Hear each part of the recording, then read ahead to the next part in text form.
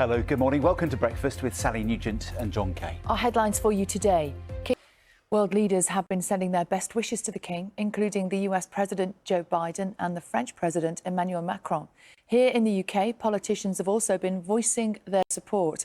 Our chief political correspondent, Henry.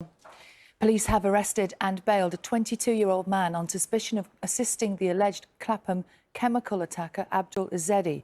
He's been on the run since a woman and her two young daughters were injured in South London last Wednesday. Our home editor, Mark Easton, has the very latest.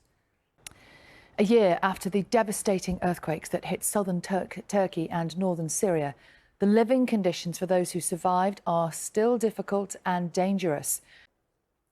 The government has published its long-awaited Disability Action Plan with 32 measures aimed at improving the lives of disabled people. They include more help for guide dog owners and resources to help councils create accessible playgrounds. Our disability correspondent, Nikki Fox, has the story.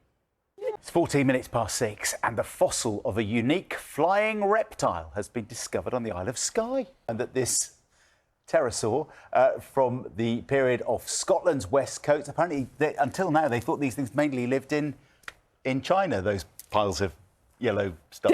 But, yellow stickers. They lived here as well on the Isle of Skye. Did it have a made in China sticker on it? I want to see it reassembled like they did that one in Dorset. Yeah.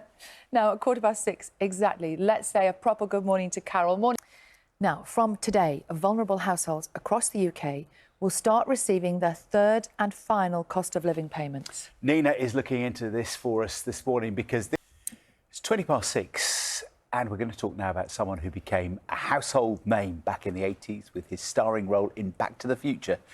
But shortly after the final film in the trilogy was released, Michael J. Fox received a devastating diagnosis of Parkinson's disease. Well, the actor actually only retired a few years ago because of his declining health.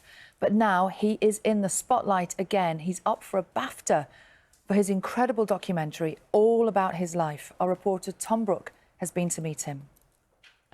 Who would have thought when we watched him all those years ago that he would go on to be such an incredible campaigner, changing lives?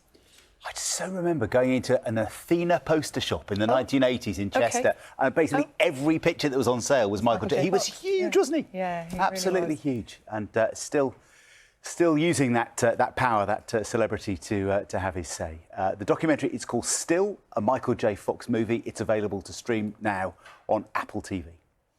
Now, at the age of 102, you might expect to be taking it easy, but not Jack Hemmings, who has just achieved his lifelong dream of piloting a Spitfire. Jack is a former RAF squadron leader, and he's now one of the oldest people ever to take the skies in the historic aircraft.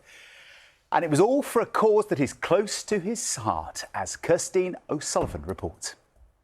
Day for Jack. There you go, never give up on your dream. Keep going. He'll want to do it again now. It is 6:28. Much more coming up here on the programme in the next half hour. We will, of course, bring you the very latest on the situation, the news that was announced about the King last night, potential treatment, talking to an oncologist in just a few minutes' time. But now let's check in with our breakfast teams around the UK. See you in a minute.